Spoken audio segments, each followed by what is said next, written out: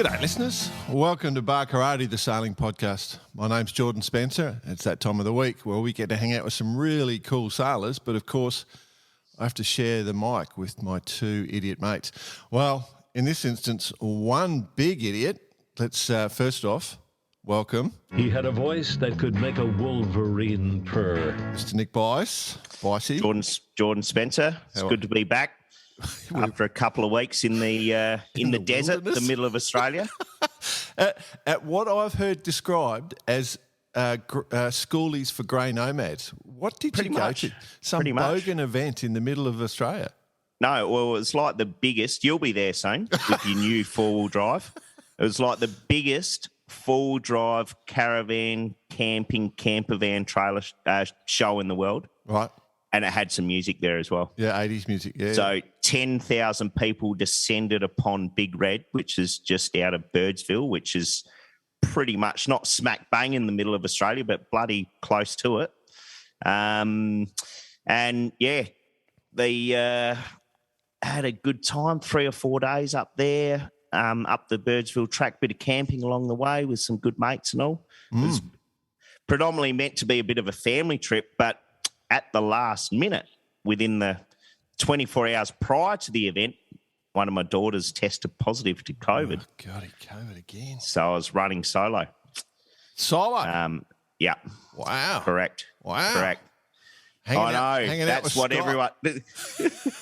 That's what everyone said. But no, it's quite the family show. Yeah. So no behaviour like the Variety Club Bash, let's say. It's getting a bit of a theme here. Yeah. But I thought it was time to come back and start getting the ratings up again. Yep, of course. After a couple of weeks. Speaking of which, you had a guest host last week. Yeah. Mr. Robin Doosan. Yeah. Mate, quit it with the F-bombs, Deuce. You're bringing... Coming for Bicey. Bringing our show into disrepute. Stepping on your toes, was he, mate? Yeah, he's... No, you've got me. No, good job the last couple of weeks. Well, good to be back. Good to be back into under something that's not a tent, let's say. Yeah, cool. Well, we'll come back to a lot of those topics after the interview with our special guest. But obviously, BP is still not in a place where he can come on a show and be funny and crack jokes. There's more important things going on in his world. That's not different, though. No. So we got Fritz last week, who's a great friend of ours, and this week I thought we need another special guest, and I was racking my brain like who to get through, and then it suddenly occurred to me there's this one person who's a champion sailor, champion person, and she has put up with me crapping on at every time I see her. She just sits there patiently, listens to me crap on. I thought, you know what? She's proved herself over and over again for the perfect host on this show. So welcome to Bar Karate, its special guest host, Haylee Outteridge. Don't act like you're not impressed. Thanks for letting me gate crash the podcast. I'll try keep my F-bombs to a minimum. No, just let it roll, Haylee. Whatever you want. I've actually voted we should get more on the show. So more F-bombs. But my two guests, my two co-hosts, don't think that's appropriate. No. So. How's anything you want to bring into us? Where are you located currently? I'm actually located in the UK. Yeah. It's nice, and we're going through a bit of a heat wave at the moment, so it's like quite pleasant. And just sort of based over here for the next few months, just kind of cruising around and bouncing around at a few different sailing events as well, with the Sail GP circus. Yeah. Are you as Jordan has mentioned, you've heard him crap on for quite some time. So I'm assuming you weren't on the water at the time, but are you a bit of a mix of on the water and off the water stuff while you're in Europe at the moment? Yeah, to be honest, most of my on the water is more coaching. Yep. Not a lot of racing going on at the moment for me, but yeah, just mixing it up a bit, just sort of transitioned a bit into coaching after quite a couple of Olympic campaigns and full-time. So, and then, yeah, just, making sure, trying to stay close to family and sort of got this, it's quite a busy schedule really, but I'm just trying to fit in the coaching as well and heading to a few of the SailGP events. Cool. Well, I can tell, Hales, that you're pumped at the moment because it's only a couple of weeks till you see me again. So I can see that you're super excited. All right, we should bring in our guest because I'm quite excited about this guest. Bumped into her for the first time in San Fran. She dragged me as I was walking past with my breakfast and dragged me down, and I sat down and chatted to her. She's a massive fan of the show, but she's also one of the best sailors in the world in her sport and dominates. And we have no clue or expertise in this element. So we are ready to be schooled. We have the 5-time Formula Kite World Champion on the show, multiple Yachtsman of the Year for the USA. World Sailor of the Year Finalist a couple of times, a European champion 4 times. From San Francisco, in Europe right now, special guest, Daniela Moroz. How are you, champ? I'm good. Thank you so much for having me. I'm so excited. We're excited. Hey, Daniela, before we kick off, first of all, welcome to the show. Just inquiring, obviously a podcast, there's not much visual going on. So that time when you did spot Jordan, was it A, because you noticed the big head? B, he's the Jim Courier lookalike? Or C, you could hear him coming from miles away? Actually, okay, so it was in San Francisco, after the event, after SailGP, and I was having breakfast with a couple of friends down in the hotel lobby. And I see him walk by and I see the bar karate shirt and I was like, oh, hang on. So then There we we go. made the connection. Yeah, those bar karate. Get the bar karate shirt, get our merch, and you can pretend to be anyone then, can't you? Well, the good news is, as a guest, there'll be a merchandise pack. May or may not be a merchandise pack coming your way, Daniela. Oh, epic. I'm here for it. Yeah. Cool. All right, let's get this gig on the road. So my favourite thing about the starting the show is finding the origin pathway, for everyone. I reckon that's always interesting for people. I always crap on about, 10 days of age before I first went sailing. Daniel, you were actually dominating racing before you were even born. You've done your research. Yes. Tell us about that. Yeah. So, both of my parents were windsurfers, and they're originally both from the Czech Republic, actually, but then they met when they were learning to windsurf at the Berkeley Marina in the mid-'80s. And they were both racing, and they would do a lot of US nationals and stuff just around the US and a little bit in the Caribbean and Hawaii. And then my mom did the Bay Classic, which is a pretty intense long distance race through the Bay. And it's one of those races that maybe, 30 people start and only 10 finish, that type of thing, even less. Wow. And she did it when she was pregnant with me. Mm-hmm. And so that was my first experience of the classic. And then I did it for the first time when I was 15. So 15 years later, and I finished as well that year. But I did it kite foiling. So yeah, I have to ask the obvious question. Did she listen to your tactical contributions when you were on the first race? A little No, kick. that was all her. A little kick. Go left. That's cool. So, because obviously from what we can take from that is obviously you didn't have a choice. You were thrown into it. You were down on the beach every day. And it's San Francisco's your home. So Chrissy Field, like nothing much happens in Chrissy Field and San Francisco. It's very quiet, very little sailing going on. So, you know, it must have been hard to try and get things going. Yeah. It was cool because obviously I grew up around windsurfing, and my parents always had me down at the beach with them. And then my dad started kiting in like 2005.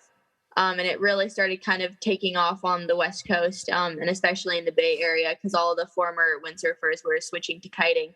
And then once I was kind of old enough and big enough to learn either one, I really wanted to learn to kite. And so I learned to kite. I think it was like in summer of 2012 was when I learned to kite. And then that was the same year that Johnny and Erica Heineken were the Formula racing world champions. So it was obviously pretty motivating for me to, you know, be racing eventually against like the current world champions once I started racing. And it was cool to see them also. Like I would go down to Chrissy in the summer and watch the Thursday night races happening. So it was really cool to see like so many international riders would come also and train. And then we were hosting like North Americans and stuff. So it was so cool to see all of them to come and like race at my spot basically. And then, eventually I just got really hooked onto racing, and I was always super competitive. I did a ton of different sports growing up. And then once I started kiting, I was just as competitive in that, and I got any opportunity I could to compete, where I took any opportunity I could to compete. And, was just stoked on it. And now here we are. Here we are. Do you get, just for the listener, Daniela, just to explain the Chrissy Everett, the location, just for the people that aren't aware of it? Yeah, so the San Francisco Bay Area is a pretty unique place to sail. We launch kites at Chrissy Field, which is just west of the St. Francis Yacht Club. So same waters where the 2013 America's Cup was. And then we had SailGP there in 2019 and also this year. And we get to kite right underneath the Golden Gate Bridge, which is pretty cool. And so we do laps kind of from the bridge to Alcatraz. And there's a lot of shipping traffic with all the container ships and ferries and fishing boats and all kinds of stuff. It's pretty gusty. So even though it's it's a thermal, it's super geographic, and the land gets so hot and the water is so cold that it just gets super, super windy. And the air is quite cold and dense as well. So even if you hit a 23 knot puff or something, it feels a lot more like it's over 25. And it's just such a cool place to sail. And there's just like so much going on. There's so much current, and you always have to be like just head on a swivel. And I think growing up kind of racing there and kiting there so much definitely made me like a really good kiter and really confident. And whenever I went to other spots around the world, it was just a walk in the park. Bit easier. Just a bit. Did you it's a pretty cool place. Did you ever have, when you're learning, and like you were just describing, it's not the easiest conditions, I suppose, when you're trying to learn a new sport. Did you ever have any majors on the bay? I was actually surprisingly, I didn't actually. I think I've only swam in twice there actually out of 8 years, or almost 8 years that I've been kiting there, or even more actually now, 9 years. And both of those times were when I was already foiling. It wasn't when I was learning yet. But it was at the beginning, it was nice because there were always other people out with me. So I always had a good group of people that would watch out for me, and my parent, either my dad would be out on the water with me, or my parents would be on the beach watching and making sure I made it in. So it's like, even though it's such a crazy place to sail, like definitely, especially within the kiting community, like everybody really looks out for each other. So I never felt like, I don't know, out of control or anything. During this time, Daniela, did you ever do any of that kind of conventional sailing, what the boring people do in boats? No. So I didn't, the first boat that I got on actually was a NACRA 15 when I was like 16, I think.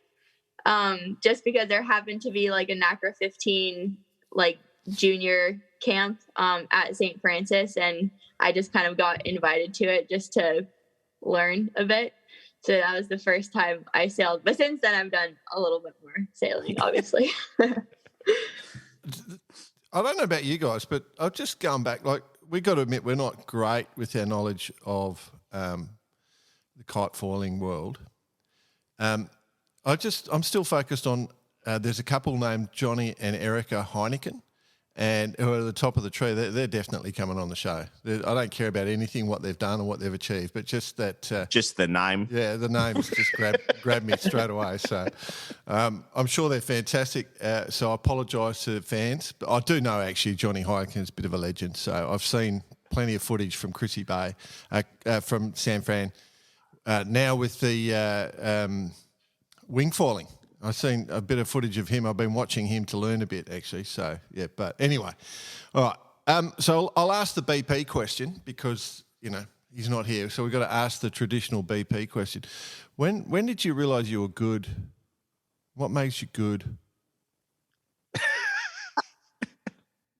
That's a good question. I guess, so I don't know, honestly. There wasn't like a specific moment when I realized that I like could do it, I guess, or that I was good. It was more of like, so one of the first international events I did, I basically finished second behind the current world champion.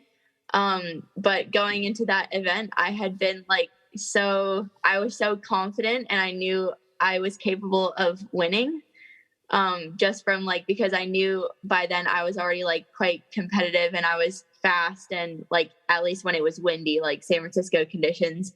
But then I showed up to this one regatta and there was like no wind the first 3 days, and I'd never kited in less than like 15 knots probably. So, it was a bit of like a wake up call, but I finished second, and I think it was that regatta, and it was like at the beginning of the year. It was in like March of 2016. And after that regatta, I was like, okay, like I'm going to train all summer, and like, I want to be, there was another regatta at the end of the summer. It was in August of 2016. And I was like, at that event, like I'm going to, like, I really want to do well, and just be better. So that whole summer, I just like was on the water so much. I think there was like in July of that summer, I think I was on the water 30 out of 31 days in July. Wow. Because I was just going full send and like so stoked and just wanted to get better. And then sure enough, like at the end of the summer, I beat the 2015 world champion. And then I had to go like right back to school because I was starting school. I was starting my second year of high school. And the world championships were going to be like about a month after that. And I remember being like back at school and back at home that first weekend. My parents and I were sitting at dinner one night at our house, and we were like, wow, the world championships are in like a few weeks. Like, should we think about going to that? And we kind of decided like it was like a, yeah, why not? Because I just wanted to learn, and I just wanted to see how it went. And I knew I needed to get better in lighter breeze, and the worlds were going to be in China that year. So it was like light wind. So my dad and I ended up going, and then, I ended up winning my first world championship. So that happened. Wowzers. That's amazing, isn't it? It's a bit Robbie Nash, a bit like just rock up and start dominating, like it is kind of cool. What's the go ahead, Haylee. I was just trying to piece it together. So would you be about 16 then? Yeah, I was 15 when I won my first World. 15. Oh. I think it's fair to say we're all pretty blown away here. Yeah, no, it's cool. What's the format of a kite flying regatta in the sense of courses, format, timings, all those sorts of things? Yeah, so right now, with like the current format that's going to be in the Olympics for Formula Kite, it's usually 3 days of qualifying and then 2 days of final. And in the qualifying series, we have a 3-minute start sequence with about a 10 to 12-minute target time. And we do a kind of like outer loop course where it's like start line, top mark, do like a 100-meter reach or maybe more. And then down to a bottom mark and then up to the reach mark again, and then back down and finish on starboard reach. And so we do 3 days of that. And then we do 1 day of gold and silver. And then the top 2 after Gold Fleet automatically qualify into a 4-boat final. And then places 3 through 14 go into 2 fleets of a 6-boat semifinal. And they do, I think it's 2 races. And then from that, another 2 boats, like whoever is winning the other 2 semifinals goes into the final. It's kind of confusing. No, we're on to it. And then on the last day, you do the 4-boat semifinal, and it's first to 3 race wins. So if you go into the final with in first, then you already have 2, and you only need to win 1 more race to win the regatta. Yep. And if you're in second, you only have 1 race win, so you need to win 2 more. And then if you're in third and fourth, you have 0. So it puts I think it's quite cool actually, because it puts quite a bit of pressure on that final series. And you can't be winning the event with 1 day to go, because it's just still all to play for. So I think it's quite a cool format actually. And you usually see that the 4 people that end up in the final are usually the 4 best of the event. So it's quite good, I think. And I guess it also, whoever wins is first over the line is the winner at some point in time, which is exactly a lot different. Good for spectators. Yeah, absolutely. Yeah. And so how many in the conventional starts, prior to any of the finals side, 20, 30, 40? We usually, I think last year at Worlds, we had 2 fleets of 30 in qualifying. And then at the last few events just now, we've just had 1 fleet of 35 usually, or 30. So, yeah. I really, without you giving any secrets away, right? How do you dick someone over in a race? If you need to get someone, is it by dropping the kite and giving him dirty air, or is it sort of chopping up the water with the foil, or is it just I don't know, wrapping kite lines? I've got this visual image of you guys just wrapping kites around each other. Just dominating. Yeah, how do you dominate someone in the race? Like Haylee does.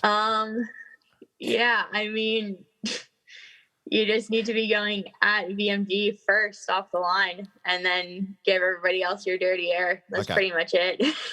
Okay. What about crashes with the kite lines? How bad does it get?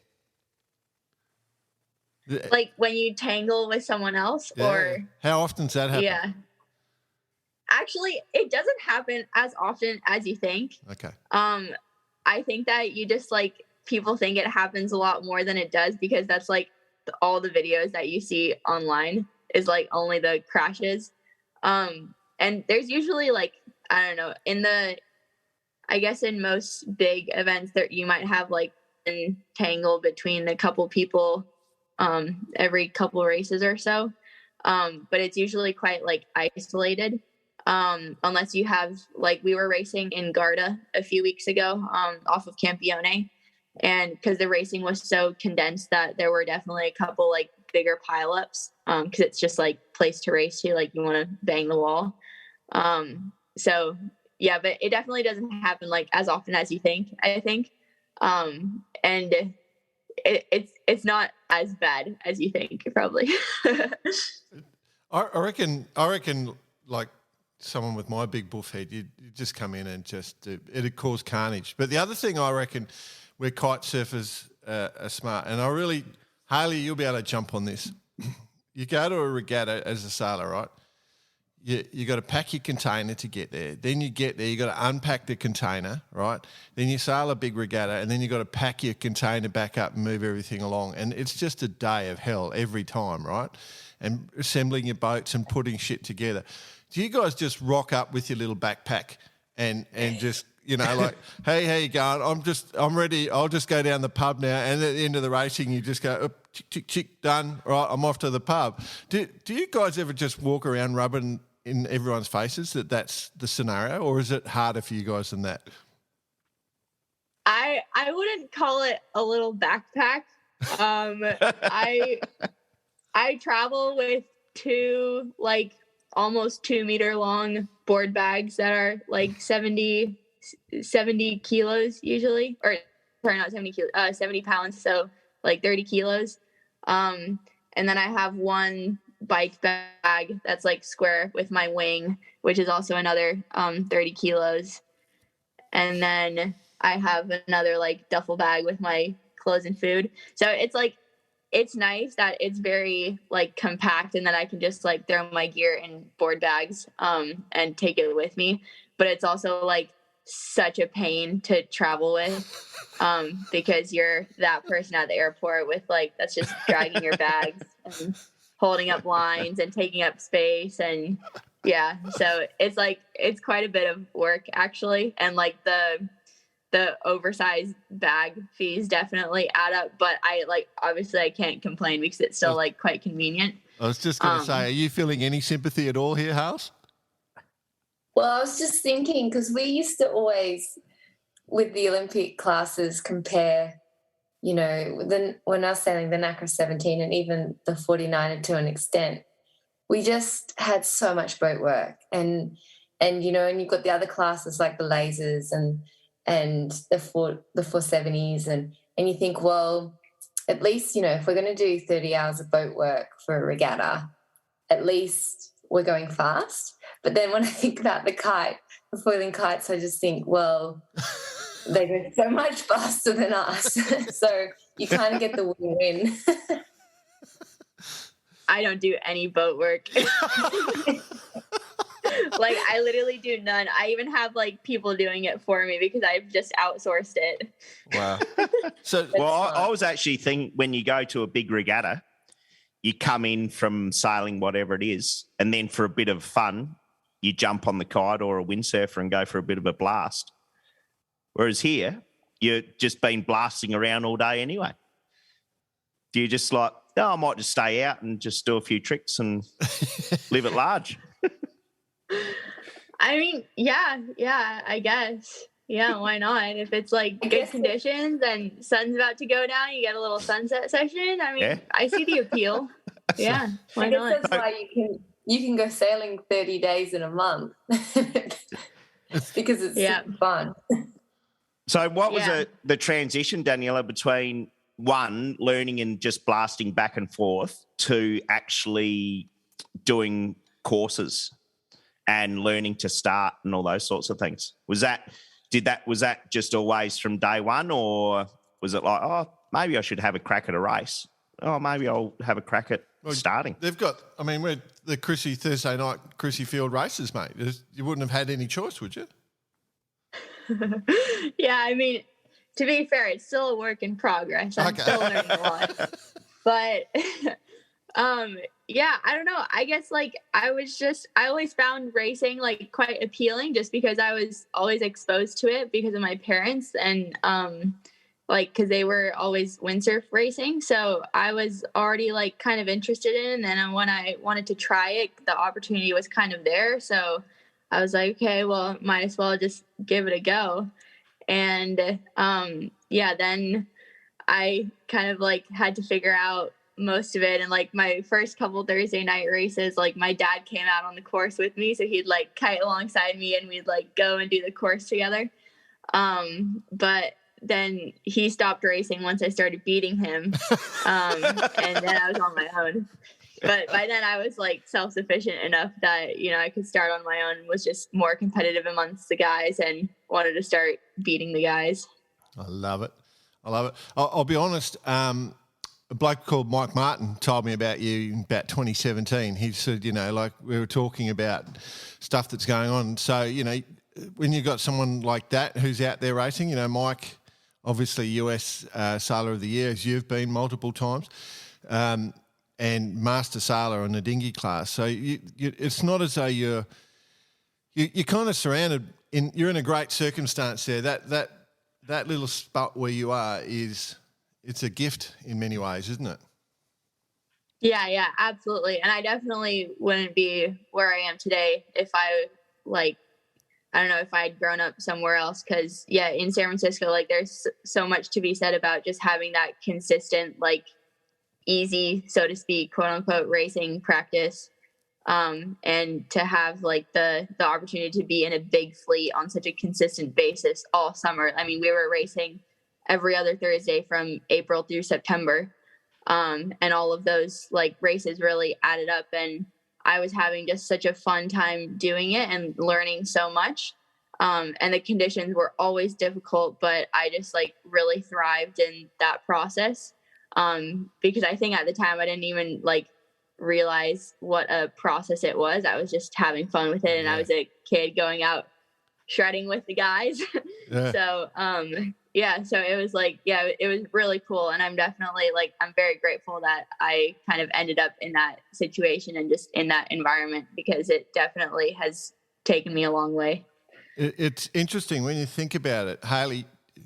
I wonder if you can draw a comparison, because where you grew up, Hales, it's almost the Australian version, you know, like that little piece of water where you sail, Lake Macquarie, where you grew up, it's exactly the same thing, you know. It's just all these great sailors all right next to each other, all going out, you know, and it's the breeding ground.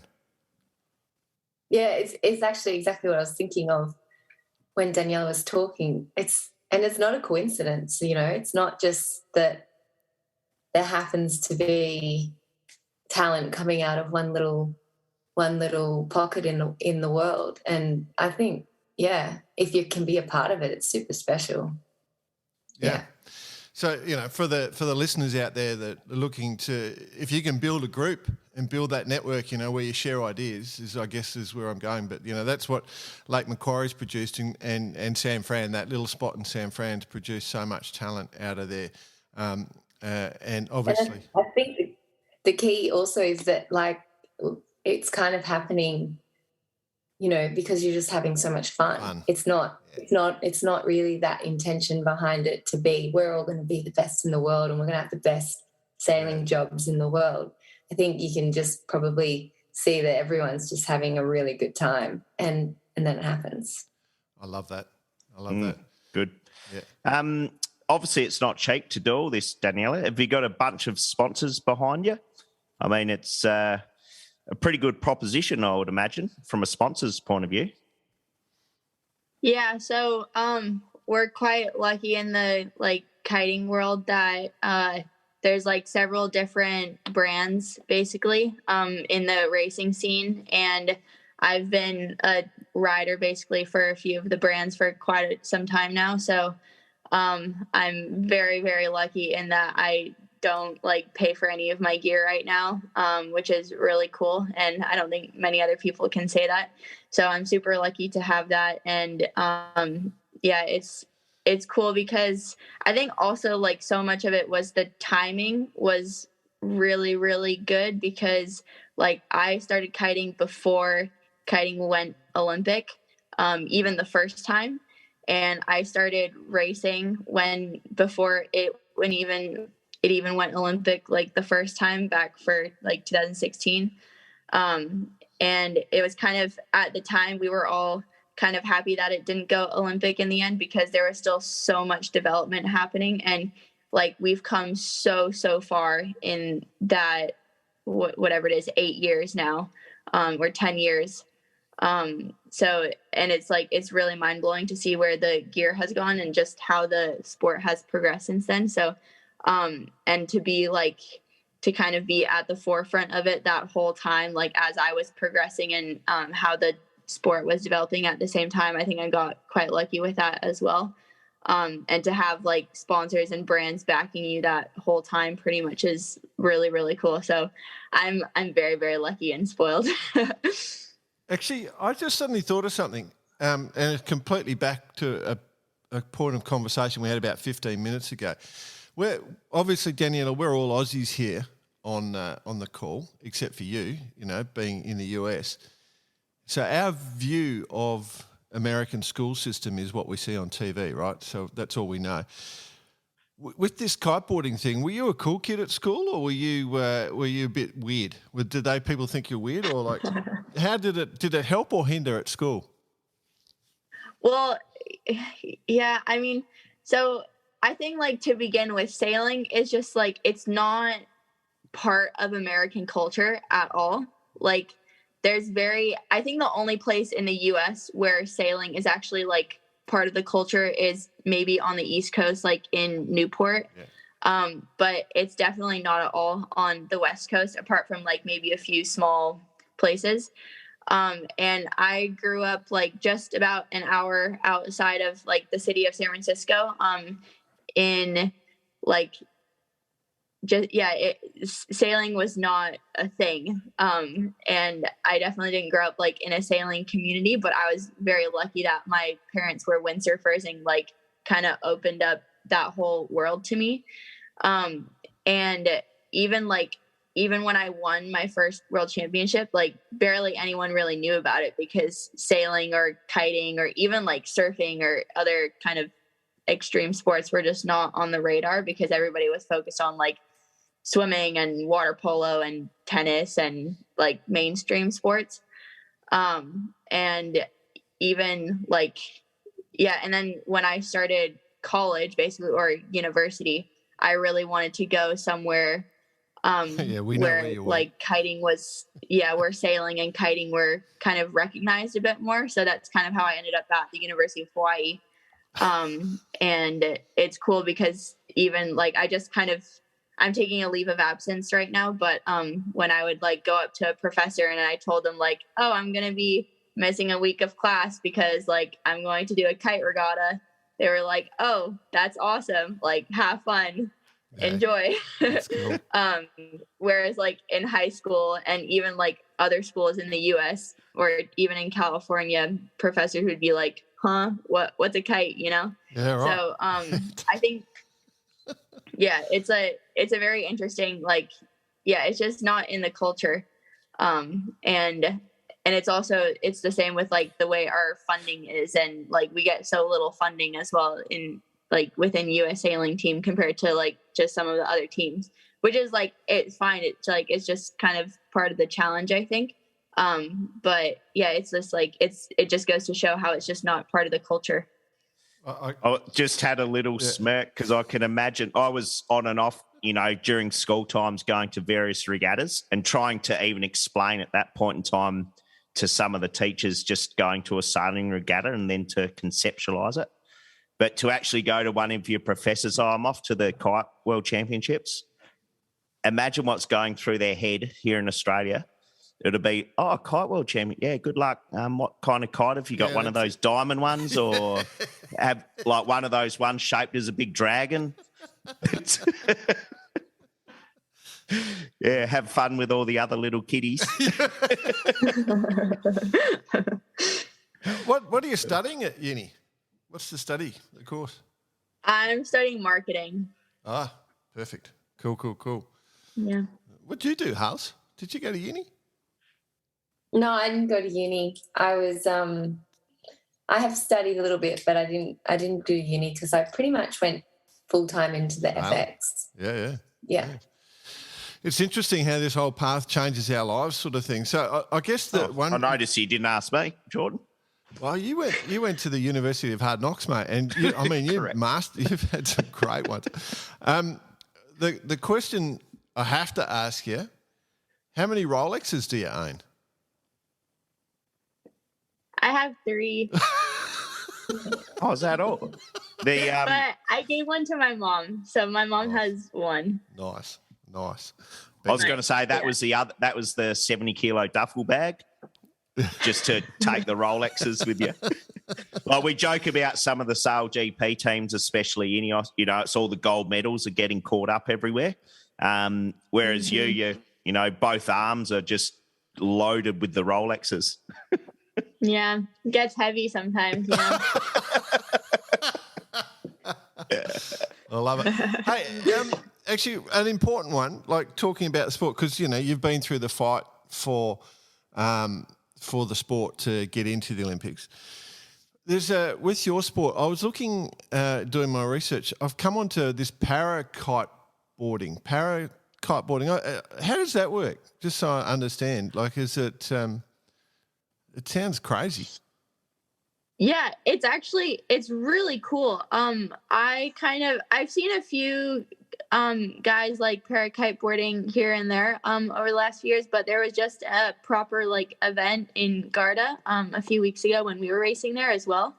And it was really cool. I forget exactly what kind of like course they were doing, but they were racing a bit. Some of the guys like are paralyzed and they have like chairs on a board basically. So it's kind of like air chair concept. And they're like foiling and they're just riding back and forth, and it's so cool. And I think they're trying to get it into like 2028 potentially for the as part of like Paralympic sailing. But yeah, it's so cool, and the guys are so nice and so talented and just like so stoked on kiting. So that was really, really cool to see. Yeah. It's a crazy one. Like I just I was looking at it going, man, that must be hard to do, but obviously, they're having a good time, and that's all we can ask. Hey, Haylee, are you into any of the winging that's going around? We noticed Nath, when we spoke to him, he's into it. Daniela obviously into it, and our good friend here, Jordan, he's just taken it up. Are you into it at all? I haven't really begun, to be honest. I've had a couple of goes. I've borrowed some gear because, all of my friends are my whole family are doing it, and they're always like, you should come. But by the time that I sort of came and joined, they're on like quite advanced gear. Yeah. And then, I went out on Christmas Day actually, and they're like, yeah, we'll teach you. It's fine. And then an hour later, like, oh, sorry, we gave you the wrong gear and the foil was in the wrong spot. And I'm like, okay, thanks. So I think, I'm just kind of, I can totally see I can see how that I would really love it, but I just need to spend the time and the money in getting the right learning gear, and then I can move on from there. But yeah, I totally got stitched up and it was exhausting.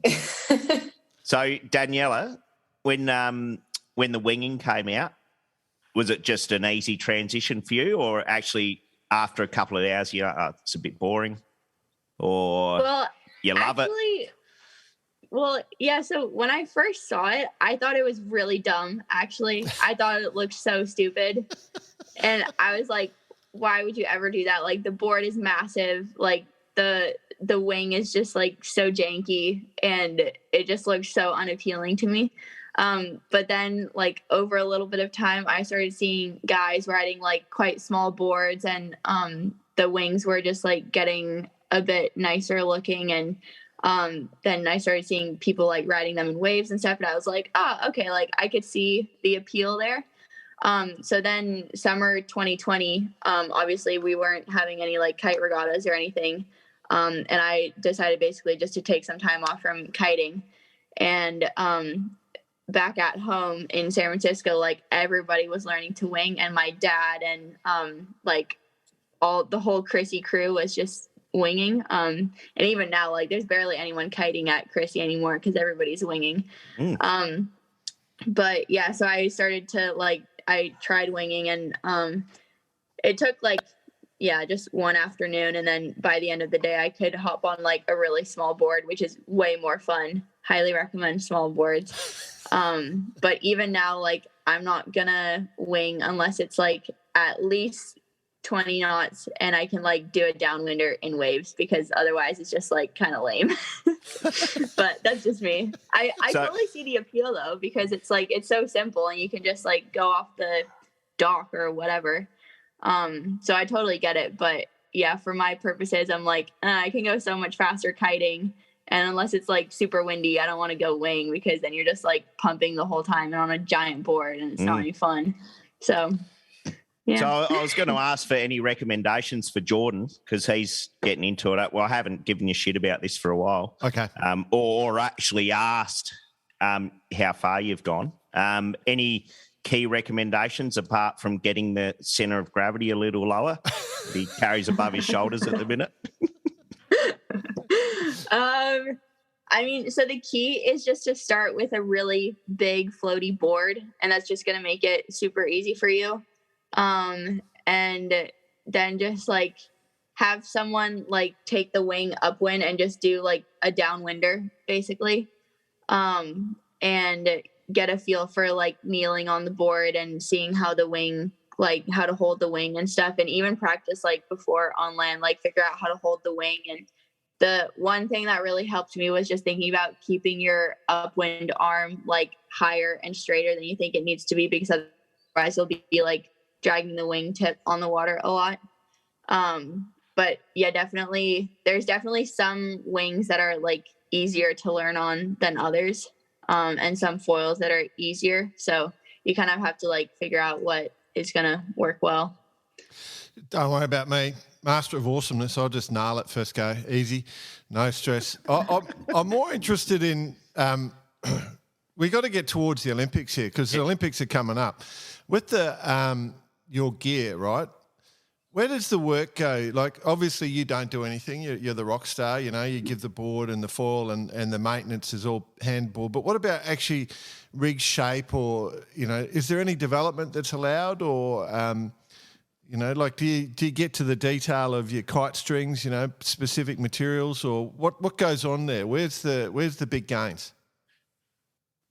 Yeah. So basically, I mean, even for myself this winter, I'm going to be doing a lot of gear stuff, because I do have like quite a bit to gain there. It's definitely one of my weakest points in my campaign right now.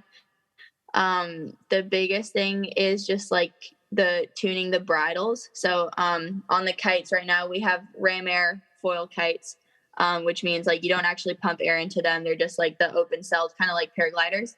And we have like 2 to 3 rows of bridles on there. And basically with the bridles is the bridle set that you use on your kite basically just has to be commercially available within 3 months to the event that you're trying to ride it at. So the brands are actually like updating their bridles and creating new sets that basically it changes quite a bit, because it can completely change the shape of the kite and how it flies. But a lot of like what I'll be doing this winter is just fine tuning some of that. And it's the same with the foils as well. Like we can do kind of like general maintenance and kind of a little bit of sanding. There's a bit of a gray area there, but yeah, there's like a little bit that you can do, but definitely the biggest gains are in the kites right now. How many foils can you have and kites at the Olympics? We can have 4 kites that have to be in different size ranges. So you can have like 1 extra large kite, which is over 18, and then 1 medium, 1 small, and 1 extra small, or something like that. So most people register a 9, 11, 15, and 21 or 23. And then you can only have 1 foil. And that's like, but then on any given day or for any race, you can pick whatever kite you want for that day.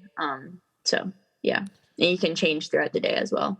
So 24, you're going to have one super gigantic one and one really small one for where the location is, depending on what wind's blowing there. But it can be pretty light and it can be pretty windy. So have you put much thought into that? Yeah, I mean, I'm planning to do a big block in Marseille later this month, as like the rest of the Olympic sailing world is, I'm sure. And then, yeah, doing quite a bit there next summer as well. But I think like right now, I'm really focusing on the gear right now and just trying to become as efficient as possible on the gear that I have. Because I think that I just have so much to gain there. And then when next summer comes around, start fine tuning a little bit more towards like being venue specific. So, yeah. All right. One question we have to jump into. The main threats. Who's going to be the main threats? So I'm looking at rankings currently. I've got Gisela Polito from Spain and Lorraine Nolo of Francais. Who's the main threats? Is it going to be you that wins, or what's the story? Gold medal, guaranteed? No, definitely not. A lot can happen in 2 years. But, yeah, the French and the Brits are definitely the most competitive right now. And, yeah, the last, I think the last 4 or 5 events has been pretty much me and Lorianne and Haylee Outteridge from the UK. So I think that it's going to get quite tight though. And I think also like the racing and kiting is quite different from sailing and from a lot of the other sailing classes, just because of our course. Like there's so few passing lanes, and everybody's going a very similar speed, and everybody's nailing their foiling tacks and jibes. So it's going to get quite tight, I think. And it's really going to come down to details. The goal is gold, as we see on your website, Daniela. Is it as straightforward in the US sailing team that you're just picked straight through? Was there any sort of qualifying or anything, or how's that look? Yeah. We just received our qualification process at like a couple hours ago in our emails. But basically we don't really have much of or at least I don't have that much of a domestic trials, and I could qualify quite early if I either podium at the Marseille test event next year or get a top 8 at the Worlds next year. So that's kind of what I'm going to be focusing on. And if I can do that and qualify the country, then I guess I'm the representative. So yeah, we just got to get the job done. Well, this is interesting because Hales, we've got to bring you in here because obviously, Hales had, the qualification for the Olympics last time around, you were in the midst of quite an intense decision process. Does the Olympic pressure change you as a sailor? Like, I'm just interested. We're doing this for Daniela's benefit. I know we've got you in the UK in spying mission at the moment. We're spying on the UK Olympic team. But, that pressure and that you went through was insane. Like, how does that affect your sailing? Yeah, it just affects your priorities, really. So the sailing's still the same, but your goals are different because of what you know internally. Mm-hmm. So I suppose, like, from the outside, people will look at it like, oh, why didn't you just win that race? Or why didn't you just, why didn't you just try to win the regatta? But I guess you get given internal targets to meet and internal messaging on certain things, and it's not always as black and white as that. So I suppose that unless you're in it and you're in that inner circle, I was going to ask Daniela about her Go for it. inner circle and what your inner team looks like in terms of a coach. But I think when you have that inner circle and that team that is, not just you and, well, in my case, my brother who was my skipper. But like, I think that unless you're in that, it's really hard from someone on the, even my parents were like, why didn't you just, and they just haven't read the documents that or sat in the meetings that we've sat in. So it is a pretty complicated grey situation. But it's sport and it happens a lot. But yeah, I was interested in Daniela, if you have that kind of dynamic with a coach or you said you had someone who you've outsourced to get your boat, do your boat work. I'd be interested to know what your team looks like. Yeah, I've been going through a lot of changes with that, especially just over the last even like few months. Like I just lost my first regatta since 2016, like a few weeks ago or like a month ago. So I'm definitely like, it's a totally different game now. And I'm just like learning to accept that now. I mean, well, I guess before, even when I was at 70% or something, then that was still good enough to win. But now, like, I really have to pick and choose where and when I peak.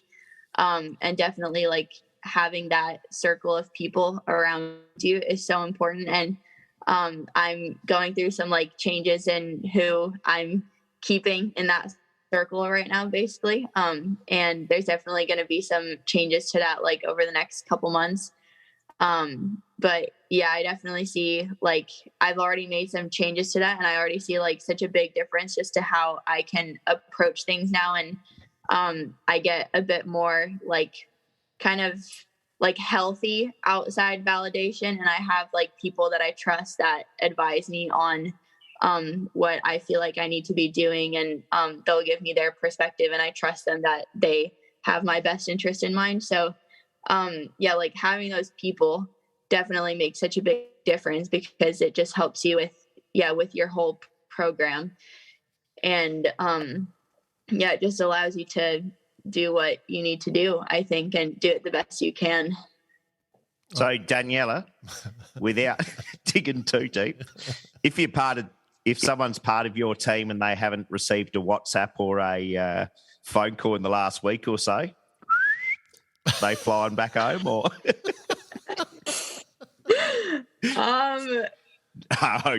Yeah. You heard it first. If you're listening to this, you guys are good, right? Because I was just texting you about the podcast this week, so you guys are all good. Yeah, we're good. The thing that I took from that whole conversation, Daniela, and Bicey knows this straight away without me even saying it, is that, you know, you and I have a lot in common. You know, I too can only sail at 70% and still win. You know, it's an amazing statement. You know, like I can't 70%, but that's what the Olympic brings, and I guess that's where this sort of question comes from. You know, like that's why I started out with Haylee, is that pressure. She lived that pressure so much, and now you're going to start to feel it, whether you know it or not. You know, like. For you, it's whether it's the gold, you know, probably not for qualification. I suspect you're pretty much a shoo-in for qualification at this stage for the US, but for the team. But, you know, that pressure of coming to the Olympics, have you done psychological work? Do you get that as part of the process, or do you just, you know, just crack a beer and have a laugh? I mean, I think you need to do both, right?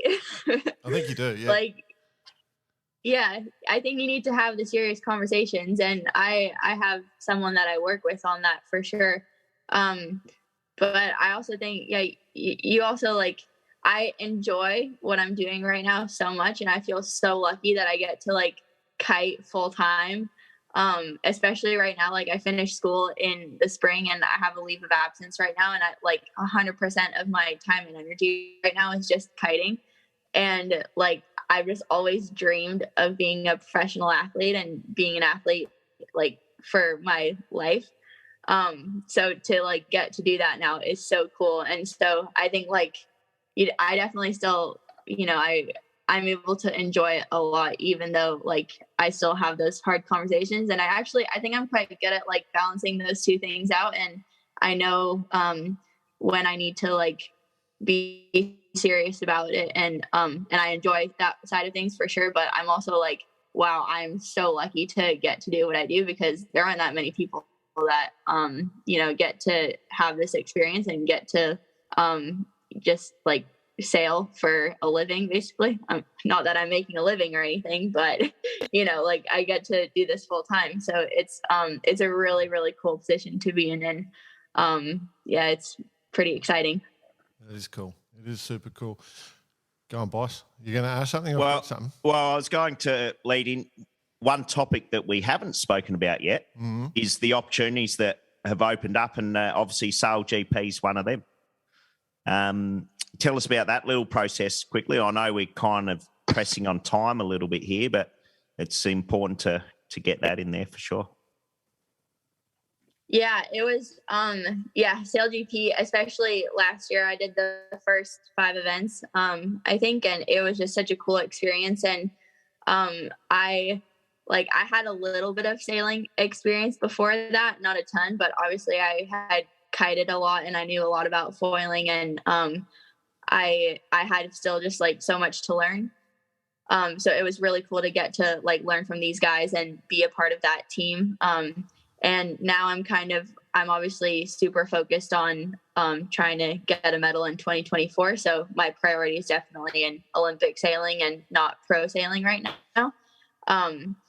It was such a cool experience. And I honestly in the US, it was an open application to just any female athletes. So I was thinking like, definitely not qualified for this. Like I can probably count the number of times I've been on a boat, like on my hands.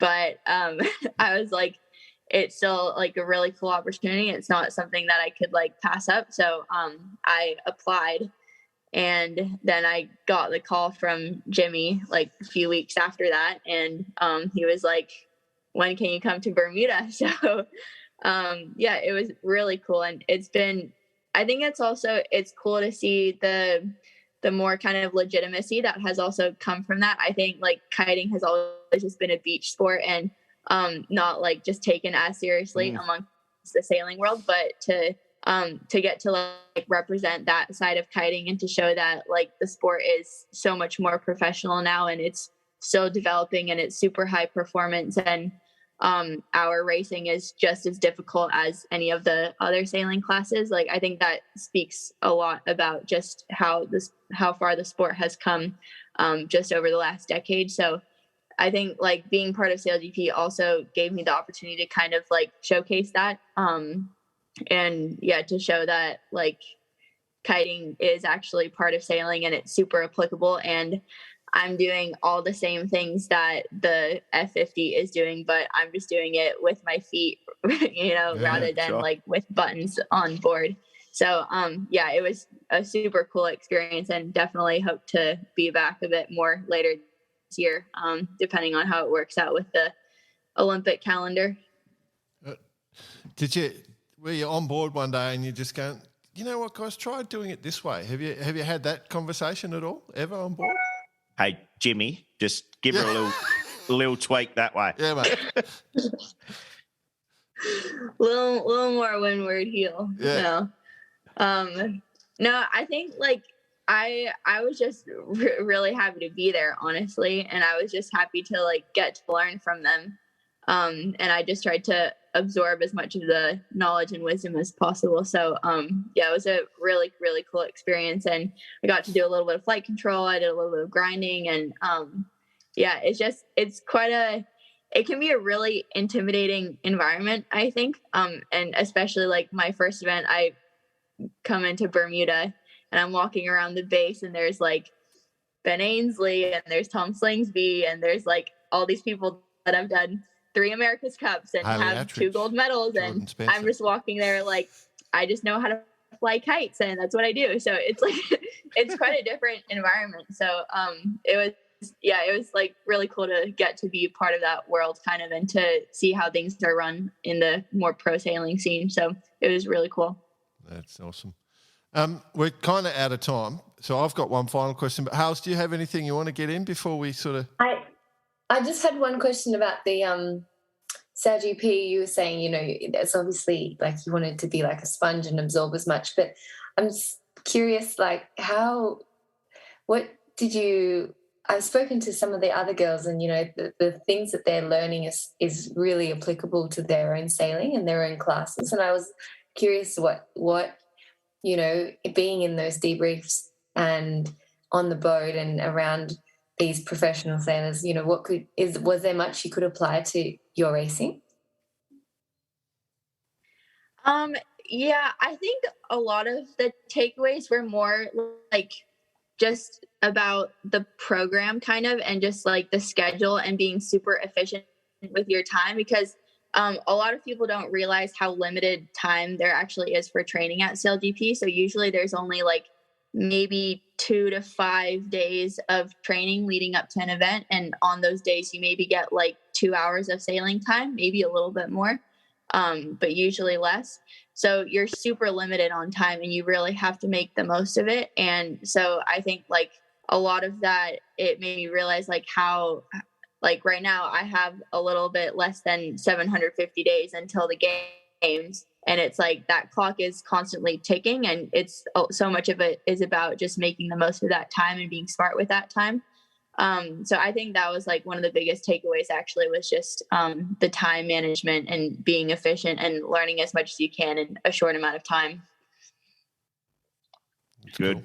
Very cool. So before Jordan's final question, just not necessarily a question, this one, but at Bar Karate, we're a big fan of upping the banter. And I think the kite scene really plays well into that. So any regattas going forth, don't do any of this one. Oh yeah, I tried my best. We did this, we did that. Like, really send it. I'm going to win gold. Like, just give it as much banter as you can and rip the piss out of your competitors as much as possible. That's what we'd like to see. No one can match me. I'm untouchable. That's actually so funny. So when I was racing in here, Chris Draper was coaching me. And before I would leave the boat to like go race, he'd always say like, all right, demoralize them. So that's become the mood now. The hashtag. Demoralise them. Yeah, no, my one I always tell my people is ruthless execution. No sympathy, ruthless execution. Just take them down. You deserve it. So, but yeah, one of the things on the water, like we do encourage a bit of cross when you're tacking and making a few calls, a few comments just to throw people off their game. So you might want to work on some of that stuff. But the one question I do to finish it all off, given that you're always on the podium, do you ever send any secret messages out from the podium, like little secret signals to friends or something? Maybe something a little political. No. No, don't have to give us the political stuff. But, ever sending any signals to someone special or anything like that? Does that go on? Not intentionally. Okay. Why? Were you picking? No, it's just, No, a few sporting teams in the past, they do a little sly sideways V or a thumbs up or something like that. So maybe basically what Jordan's getting to, next time you're on the podium, just give us a little bit of a bar karate pose. Sounds good. No, what the kites always do is actually the last couple podiums, my friends and I have gone up barefoot. So we usually go up barefoot and with our boards for the sponsors. Yep. But I can throw a little karate move in there next time. Yeah, just have fun with it. Like every element of the sport's got to be fun. That's our view. In case you haven't been out with us socially, every element of the sport has to be fun. So, except even the cleanup, hey, boss? Here. Absolutely. Hey, Daniela, super cool to hang out. Like, I don't know about the others, but it's just a ton of fun to hang out. And I'm looking forward to catching up with you again face-to-face at some stage and seeing your progression. Thanks for joining us, eh? Yeah, thanks for having me. It's been fun. Thanks, Daniela. Thank you.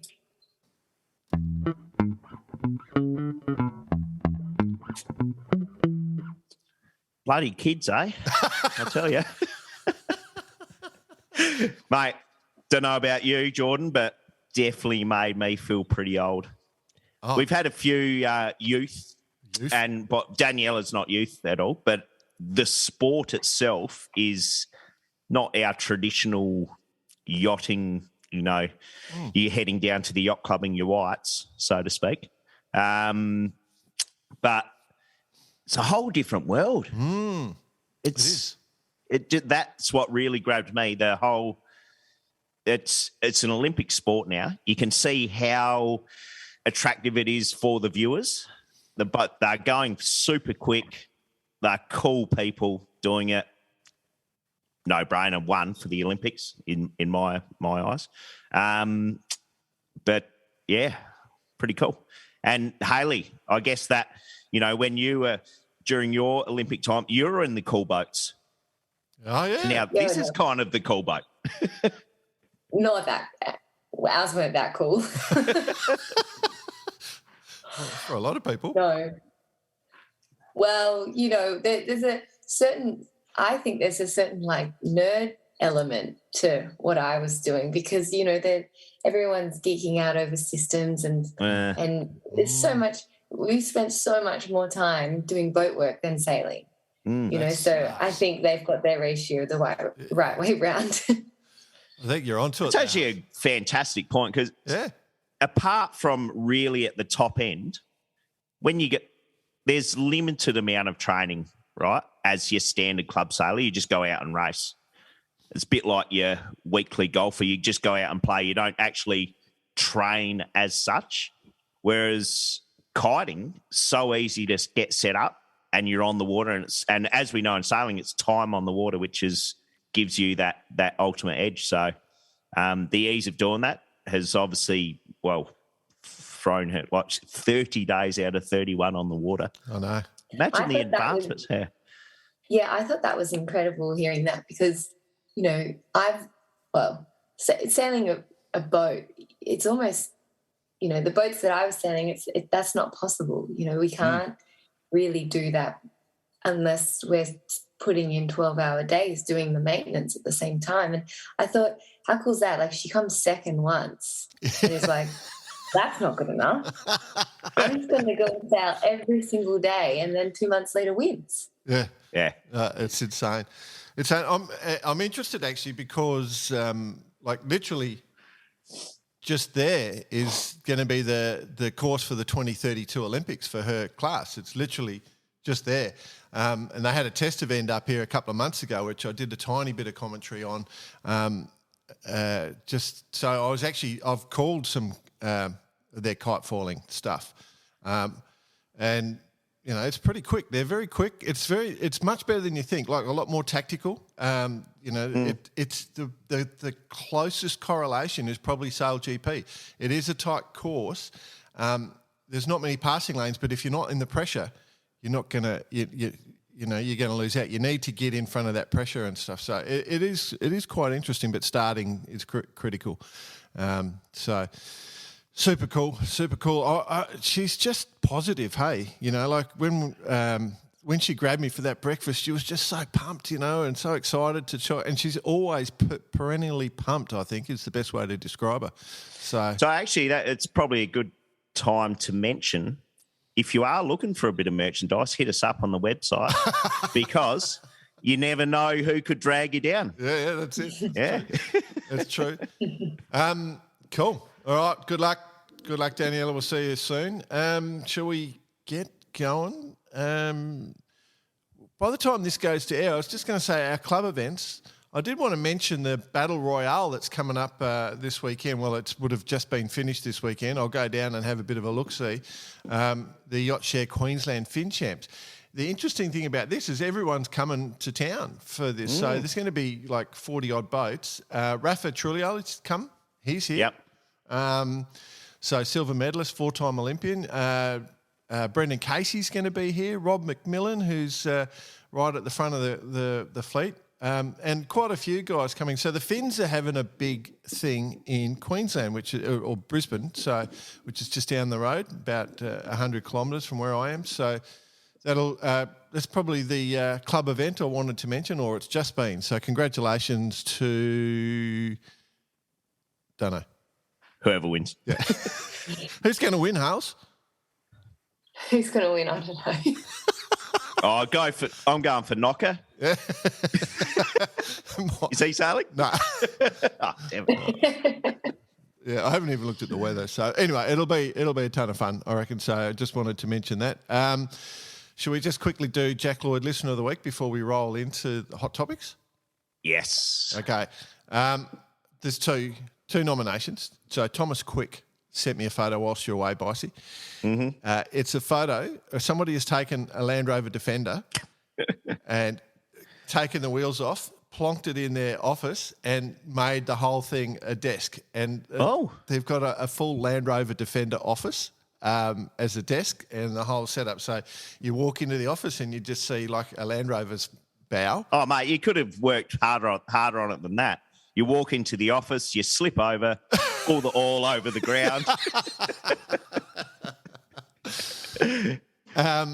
So to me that was a no-brainer, that one. But the other one is we got an email from Jacob Birch. So Jacob is he's ex-West Aussie.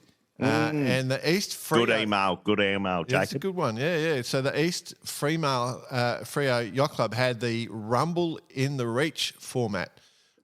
So they had, effectively, they were trying to do a pursuit race or a pursuit start, they call there. So basically everyone started and they're trying to get you to catch up. So 4 races, 30-second interval with your start. So people were just starting on the same course. And there's a bit of footage... Stadium type racing, right? Yeah. So really in close, done for the crowd. Yeah.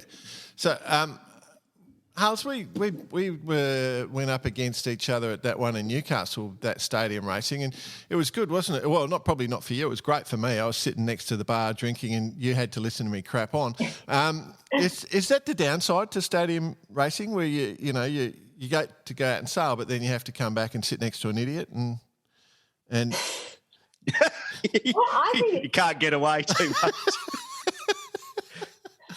I think it's really good. It keeps things interesting because it certainly breaks it up. So, if you're going left, an hour ago, it doesn't necessarily mean it's going to work on the race course by the time you get back on a boat. So I guess it does force you to, but it's pretty fun. Like jumping in and out of boats and you get to socialise in between. It's pretty good. Yeah. It's super cool. So I think massive... Oh, I've got a third one. Oh, okay. A third listener of the week. Yeah. A constant contributor, our friend John Schaefer. Oh, yeah. What's Schaefer done now? For the listener, we're recording pretty early in the morning just to... and this literally came throughout the night, and you wouldn't have checked your Facebook feed yet, Jordan. No, I have not. So he sent through basically the top 20 sailing superstitions. Just a bit of a link. Hey. And there's a whole thing about the renaming your boat and the tattoos, what the different tattoos mean, not allowed to have bananas on board, no whistling. So sailors would know of some of these superstitions, but I really am like to talk about number 4. Okay, what's number 4? Redheads. Oh. Like flat-footed people, redheads were believed to bring bad luck to a ship. If you met one before boarding, the only way to mitigate the bad luck was to speak to them before they could speak to you. And I was going to say, George, has this been written specifically about you? To try and speak before you speak. It's unimaginable. I wonder what's happened to my sailing since we've met.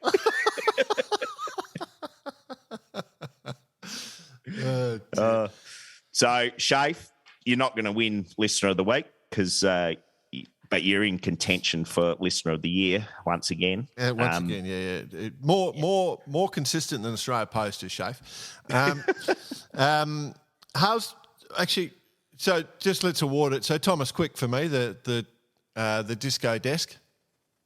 Disco desk, yeah, I'm happy with the disco desk. Any disagreement, Howes? You're good with that? No disagreement. Any superstitions when you were racing? You and Nath, any of that sort of stuff going? Nathan was way more superstitious than I was. Is that right? He actually liked. I don't know why. I think he always was. When we were young, there was I remember there was a Radial Worlds at RQ, and I wasn't sailing. I don't know how old I was. It's pretty young.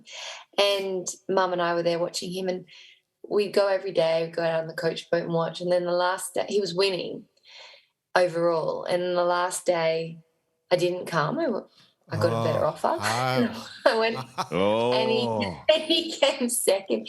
And he still to this day thinks it's my fault. Wow. Clearly. There's no dispute. And when we would drive into the car park, we always had, like, on the first day there was a song that was playing in the car, and he did well that day. So from then on, it was like this. Yeah. Wow. How about you, Jordan? Any superstitions? No, not even slightly. Even the slightest superstition. I never even thought about that stuff. Never once. So I'm trying to think. I remember a lucky hat once that I wore during the Rainbow State titles in 1991. That was from probably a regatta you competed in, the windsurfing worlds that were held at Henley Beach. I didn't do that. Back in those, yeah. But anyway, maybe a lucky hat once, but nothing either. Oh, okay. It's interesting. It's interesting. There's the whole superstition thing, because I fully disagree with the whistling thing, because you can whistle upwind. I know that for a fact. Well, you whistle up a storm. That's where the discrepancy is. Yeah, you can whistle upwind. But sailing with he does it all the time. Having sailed with Frenchmen previously. Oh yes. They are very superstitious.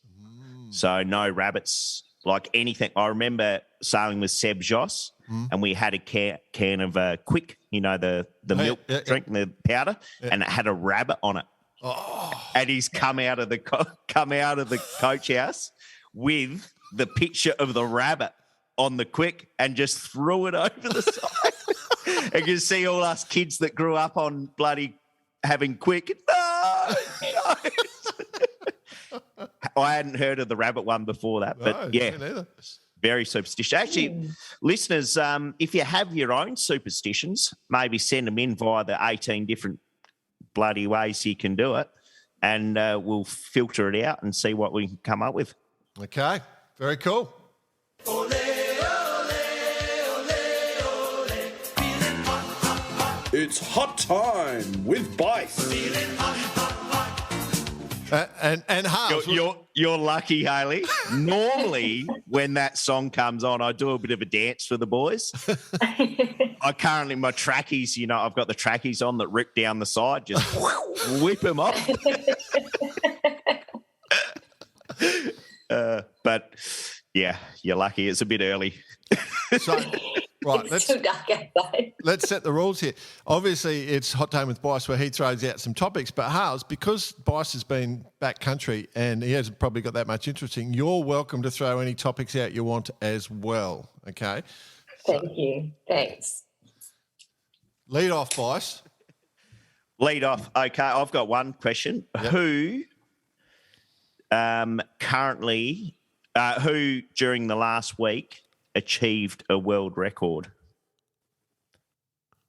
Well, on Ninja Warrior last night, didn't speaking of Ninja Warrior, how you going with Jim Courier shouting? Yeah, I know. Presenting it. And those two blokes, I was thinking, they picked the wrong two blokes, Bice. Yeah. They got the wrong two. Hey, bro. Yeah, bro. Good one, bro. They could have done so much better. I know exactly who they should have used. But, yeah, it would have been confusing for the cameraman. Cut to Jim. They lashayed 4.7 metres or whatever it was, whatever a lachet is, but it sounds like something you do in a French brothel. But yeah, so that was the world record. What else? The world record. Actually, Oh, during Hars the might know. She's there. Look. Oh, Haylee, got any ideas of a world record that was set this week? I got no idea. Well, first of all, it's got stuff all to do with sailing. Second of all, I know. All right, go.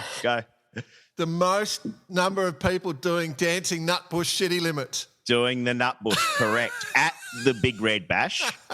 I should have picked on that one. I must admit, I had the chance to be a world record holder, but I didn't take it up. But I was an official observer of it. So I officially observed the world record of 4,000 plus people doing the nutbush at the, what did you call it, Jordan? The Schoolies for the Grey Nomads. Yeah. What I'll say, Bicey, is even if I was there, I wouldn't have been able to be part of that record because I have no clue what the nutbush is or how to do it. Hals, can you demonstrate it for us? Would you have a clue? I think you can YouTube it. Good answer. Oh, dear. You can YouTube everything now. Yeah. Well, that's how I learnt to play golf. Oh, is that right? YouTube, yeah. Manolo is his name. Oh, He's a great teacher. I love it. Manolo Blanco or whatever, is that what? No. No, but if you're into golf, check it out. Manolo, golf tips. Right. Bloody good. Yep. Cool. Okay. I YouTubed how to sail a moth when I bought a moth. How'd that work? How to jive a moth. Oh, Job. Who was the or you're just watching video after video? Did someone go step by step? It was so it was 2011, so I don't even know. I didn't really know how to use YouTube that well, but I just knew there were videos on there of someone doing it, and I thought I could probably copy. Now, no word of a lie here. It was only last night that I learned to YouTube something, and that was to make a pom-pom. Oh. So myself and my daughter, I knew there was some tricky way to do it. Yeah, so, just jumped on YouTube. Next thing you know, I'm whacking out pom-poms like they're going out of fashion. Wow. Big evening in the Bicey household. It's just so beautiful. Well, Dak, here's the deal. I'm the best there is, plain and simple. I mean, I wake up in the morning, I piss excellence. That's what your daughter's thinking. Dad's the best. I love it. All right. Well, so next topic. Anything else? Got anything large, Haylee, that's happening in the world of yachting? In the world of yachting. No. Whatever topic you want. It doesn't have to be yachting. Ignore him. Whatever topic. Well, I mean, I've got coming up, it hasn't happened yet, but they're about to head off to Barcelona for the 29er Worlds, Open Worlds. Yeah. And when I was younger, I did the 29er Open Worlds in Lake Garda, and I thought, it was a pretty big event. It was 200 boats, and we had 4 fleets of 50 for qualifying, and then quite a small little gold fleet of 25. So it was pretty big, but I looked online because I'm heading there to coach, and there's currently 228 people entered, and votes, sorry. Yeah. Bloody Nora. And I was thinking, that's a lot of kids and that's a lot of parents. Hey, this opens up. Is that it? That any more you want to add before I don't want to speak? Well, I'm going to coach some of the Australian teams, but there's about 17. Well, last I checked, there was 17 Australian teams flying over. What? For that. Yeah. It's nuts. You were a medalist. That's probably a world record. Yeah, it's a world record in itself. I will tell everyone, Hales didn't mention it, but of course you made the podium at that Worlds. I did, with Goody. Hey, you and Goody. Yeah. So don't forget that. That was a good battle, that one. That was funny because we initially were like, let's go to the Worlds, and you know, we trained a bit in Australia, and we're like, yeah, let's, you know, we're going to try and win. We're going to try and win. I think I was 18 and he was 20. And then we got there and we saw that it was 200 boats entered, and we hadn't really done that much training. We thought, oh, God. And we did the math. Well, Gooby did the math. And to get into Gold Fleet, to top 25, we had 4 fleets in qualifying. So we had to average, I think it was top 6s every race in qualifying to just make the top 25. And then we're like, okay, new goal. Let's try and get in Gold Fleet. And then we went out and we had a really good first day. I think we had 2 firsts and a second. And we were like, and Nathan had a similar result. Nathan was sailing as well. And we were like, okay, new goal. Let's beat Nathan. So our goal just kept changing all the time. It was pretty intense having 200 boats. I love it. All right, so you brought up a really interesting point, Hals, and this is something, I got a phone call from Adrian Finglas last night, and he wanted to talk about this whole concept of parents and the psychology, you know, how a parent can influence the child, you know, the sport, like how much pressure they put on, or how they respond to a win or not winning, you know, how they're often always doing media posts when the kid wins, but the minute they don't win, they don't do anything, you know, there's no consistency in the message and stuff. And he said, you know, you should do an episode on that. And I said, yeah, just focusing on a negative can be quite difficult for an episode. So, but then I thought there is an episode in something, and, you know, we should get a parent of a successful sailor on, or parents of successful sailors, and just look at it from their perspective. Because, as you say, there's so many parents turning up for the 29ers, and, you know, as a professional coach, you know, you're always looking out to make sure that the young kids' mothers are well looked after and well respected. So, dear, oh dear. I apologise for my co-host Haylee. No, I'd never do that. No, totally, of course not. It's his dickhead mate around the corner, does it? No, good point, Jordan. Are you thinking the ones we want to get on are the ones with the biggest chase boats, following their kids in the opties, like just no holds barred? I love that. You know, you must win at every, otherwise no dinner tonight. Or the ones that are a bit more relaxed, I think, sitting at the bar with the binos. Yeah, you've done well. Oh, yeah. Well done, son. Well done. Maybe we need a panel. But anyway, I'd be interested just to extremes. See different approaches from parents, you know, because you're right, how's it? They get into it, don't they? It's truly intense. And you as a coach of some of these kids, you know, you have to interact with the parents as much as with the kids, don't you? Yeah, for sure. I mean, they're pretty invested. So, you know, I think it's nice that they can be involved. And I don't know if some people disagree or coaches disagree, but I think it's quite cool and special, because they're also the ones that are creating these opportunities for you. And sure. And if that enthusiasm and support is channeled the right way, then, you know, the sailor's going to keep loving sailing. And when the parents eventually, because they do eventually stop paying for it and stop coming to the events, then hopefully the sailor still carries on and does it. Have during your coaching, have you actually experienced like what would you call it, the American princess syndrome or something? What's it called with the shows that they do, the American pageants, and the parents go really ballistic, fully get into it. Stage mom. Yes, that's it. Have you had to calm anyone down in that respect?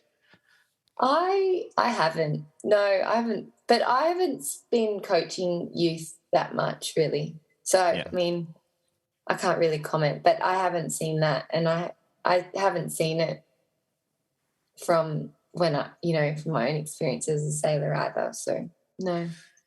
Maybe I haven't come across. I've heard a few people speak about it, like especially since the opties have really become pretty massive in Australia, and that just you get a whole lot on the start line. So you get these super dynamic situations.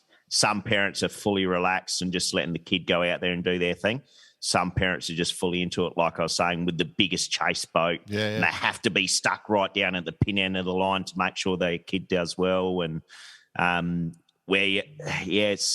and growing up where that didn't happen for me, it's hard to imagine.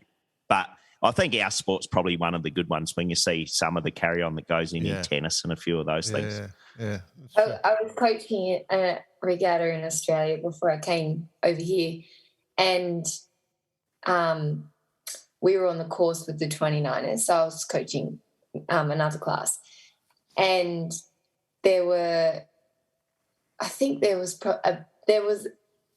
I counted the ribs when all the boats started. I counted the ribs, and then I could count behind the start line 37 ribs, and this was at a States in Australia. 37 ribs. Wow. It's not like that in senior classes, is it? You're just not going to see that. So. There's a rib per sailing boat. It's amazing. It is amazing. Yeah. Oh, by the way, I'm feeling guilty about my yummy mummy joking. I need to get on the record that I'm totally devoted to my wife and I never look at anybody else. So, well, probably like my wife, she doesn't listen to this anyway, so it doesn't really matter. Doesn't matter. I would never want my wife to think anything but that she's number one. So anyway, let's move on. So at the same time, in one of our favourite stomping grounds, Bicey, is the Youth Worlds are on right now. They'll be finished as this show goes to air, but they're in The Hague, in the Netherlands. Yes. Yeah. Mm-hmm. So there's plenty of fun places. I think we've hurt a few people in The Hague, haven't we?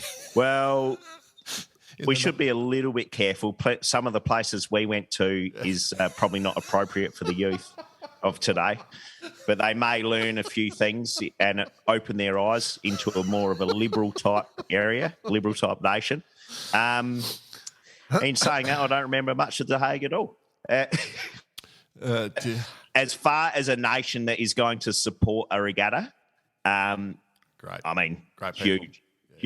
Great. You wouldn't take it anywhere else. Do you spend much time in the Netherlands, their house? I do, because we always ship there. Yeah. So I always go there to pick up a boat and pack up a container. But I have done an event in Medemblik, which was very cold and windy. But the sailing's absolutely shit house on the North Sea. But as for the support, that's a different story. I got a totally different story sold to me when I was going there. Nathan said he sailed the 49er there in the lead up to Beijing and London, and just thought he said it's so good. You got Medemblik's awesome, and I was like thinking, okay, that was payback. That was payback for not sticking around for that last race in the laser radials. I don't know where he went, but I was like, this is cold. Like, it was cold. I love it. Miserable. I love it. Yeah. Well, look, it's a great place to hang out if you do get to go, and especially great nation of sailors. Great nation. They love their sailing, and there's plenty of fun to be had. And good luck to all the youngsters, whoever wins. And he's super excited the future of the sport there. Did you look at anything to do with the 49ers, the FXs, and the Knackers just in the Euros? Did you pay any attention? Is there any secrets you spotted? Anything we can talk about? Yeah, well, I mean, I was just having a look at the results, and my brother Bo was there filming for the Australian sailing team, so I'd sometimes check out his videos. Of course. But it looked super windy, windy and cold and quite shifty, which I remember because sailed there a few times, and I can remember that particular wind direction is pretty difficult. But when you look at the results, it's like in the NACRA, I think the Italians won by 65 points. Yeah. 65. Yeah, wow. Well, I mean, they're just first timers. That's few medal races to spare. Teacher and Banty, they've really done very little in the NACRA, of course. That is incredible, isn't it? It is truly amazing. So if you're the coach of that team, if you look at the scorecard, it was 2, 1, 1, 1, 1. They had an 8, and then it's 2, 1, 2, 2, 1, 1, 1, 1, and then a 4th in the medal race. I mean, in the medal race, they're probably just trying to cruise around and have as much fun as possible and still got a 4th, you know. So insane result. Wow. What do you do? What do you do after As that? the coach, what do you do, Jordan? Yeah. Or their coach or anybody else? Their coach.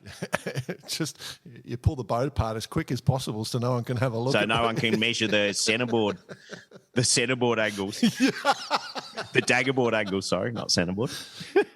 Yeah. No.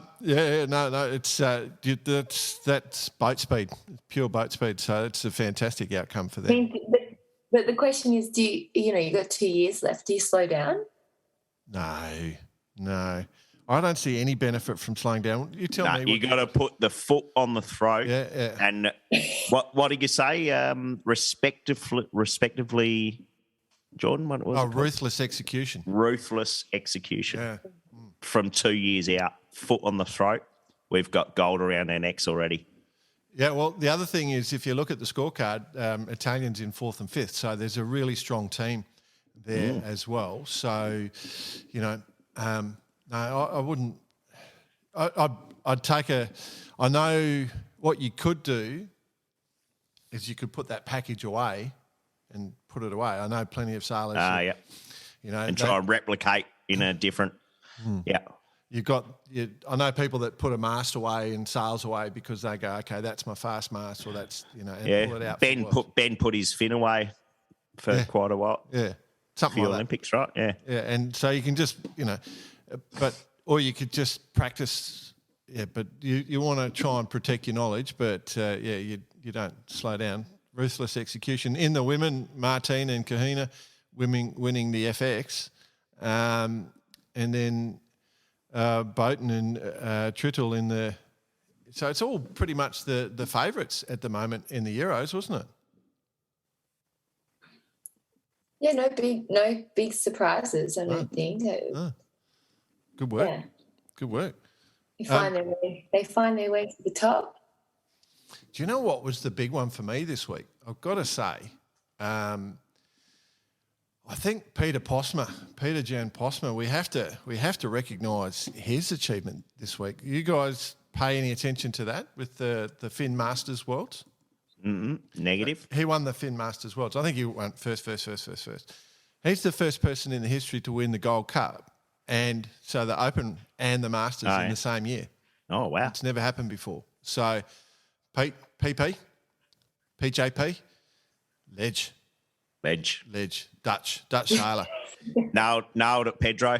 That's the Dutch-Spanish sailor.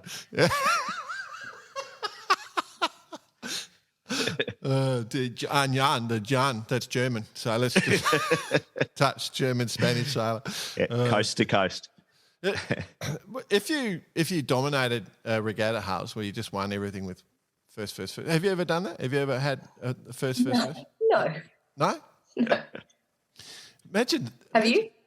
I'm trying to think. Probably not at a high level, but I reckon Henley Sailing Club Championships in 505 back in 93, I think it was. Anyway, but yeah, no, I think we needed to do that. We got some emails this week. I put out this question, right? On board house. I'm not doing any sailing. I haven't sailed in ages, like years, because I'm always sort of I get to coach a little bit, but often jumping on a plane to go and do different things, or it's not that easy to go sailing where I am. Sunshine Coast, everyone goes surfing. So I said, what boat should I get? And the responses were pretty predictable, but one thing I didn't get was a response from any catamaran sailors. Did you? Do you think does anybody sail catamarans anymore? I don't. I don't know. I mean, I don't see many on that. Everyone's winging. Yeah, no, that's it. Everyone's winning. That's basically the message I got. You know, a lot of people get a contender or get a fin, and apart from that, you know, go winging. Yeah. Which is kind of what I've been doing. So I feel like, you know, we talk about bringing people into the sport, and I'm not sailing. So, and it's hard for me to commit to a team because I'm not that fit anymore, and I just don't think that I'd be very good because I'm always bouncing off doing something else. But I just wanted to raise that up. What boat would you have? And so we got some good responses. I do want to mention a couple of people because there's people doing a lot of work. One is Jamie Beavis. Bicey, do you know Jamie Beavis at all? James Beavis? As in Jamie Beavis, Adelaide? Well, that's what I'm trying to work out. So he's based in Sydney. So James, he's at No, Wallara. It must be a different one. Yeah, it must be because the Jamie Beavis in Adelaide, you know, the former Australian kayaker. That's what I thought as soon as I saw the James Beavis. But anyway, he's out of Wallara, and he's got both a fin and an OK, and he's done a full spiel about the whole thing, about the difference sailing an OK and sailing a fin. It's really very nice.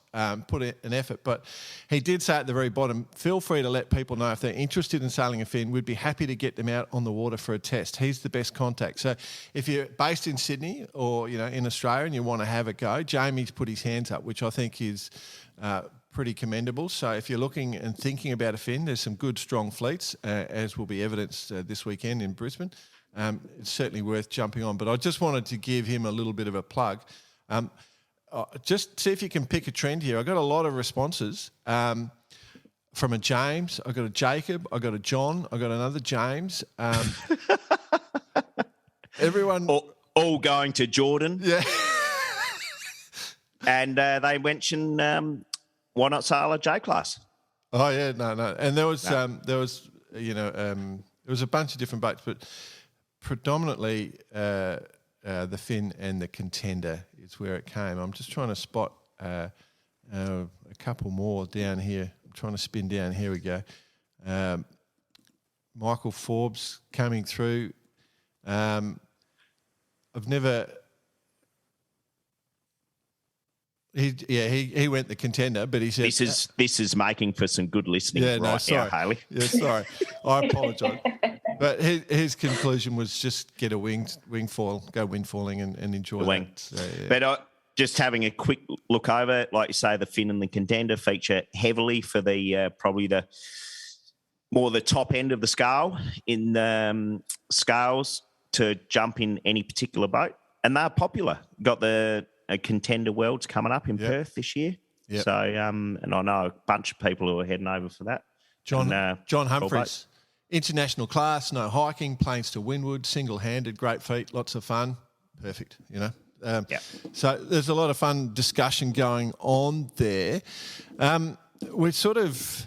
The other thing that we didn't mention, and we probably should mention, it would have been great if BP was here. They had the double-handed offshore world championships last week. Old mate of ours, Martin Stromberg, with the win, taking the win with Anders Dahlshaw. I can't even pronounce it. But pretty much everyone's from Sweden. It was obviously in Sweden, and so slightly biased results, but thought I'd bring that one up. Anything else? Hals, what have we missed, Hals? What have we missed? What have we missed? That's what I had on my list. That's it. You're all over it. Mm. What about any secrets from Team Ineos? Any secrets? So I've always had this theory that I proposed to Hals because, you know, her brother is Nathan, right? So she's all over Team Japan knowledge. And then her partner is Luke, so he's all over Ineos stuff, you know, great mates with Goobs, all over the stuff. So I always say, what's going on? And they don't talk to her. She tells me they don't talk to her, which I don't believe for a second. They won't talk about anything. Have you got any secrets to reveal, Hals? I don't. They don't tell me anything because Nathan's with Team New Zealand. Yeah.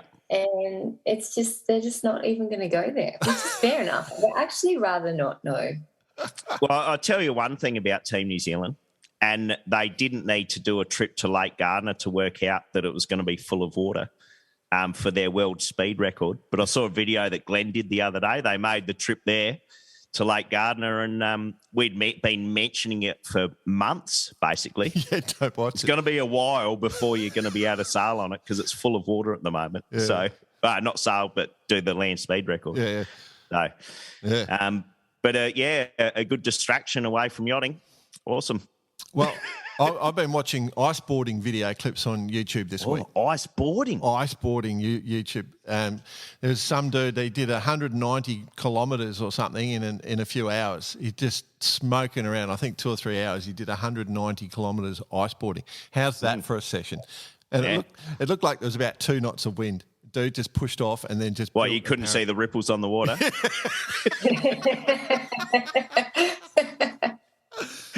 Oh, dear.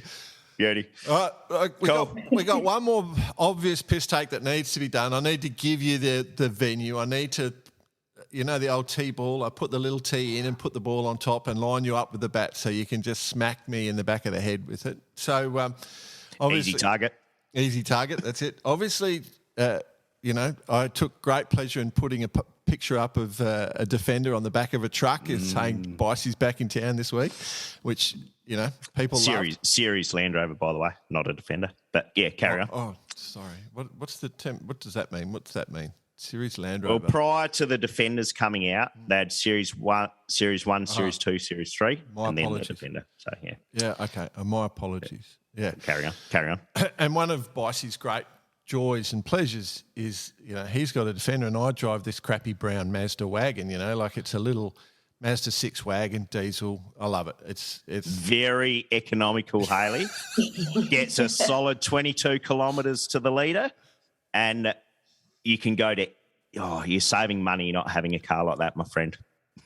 Exactly right. Sounds very sustainable. I drove from Sydney to the Sunshine Coast on one tank. So, hey, have you got a matching handkerchief to go with your Mazda? Anyway, the wife has made me sell the Mazda, and it goes, by the time this goes to air, I will no longer have that car, and I am devastated because it has been the best car. I love that car, and I know you took the piss out of me, but that's only fair because I've taken the piss out of you. So it has gone. I've had to replace it. With a Mazda. Mazda. I bought a 4-wheel drive. Oh, Mazda Bravo? No, BT50. Oh, yeah, sorry, BT50 will be replacing the transmission in no time. Right. So, yeah, first point, look forward to driving over you at some stage. Second point, then I'll tow you out of the ditch. I was just saying, I look forward to towing you out.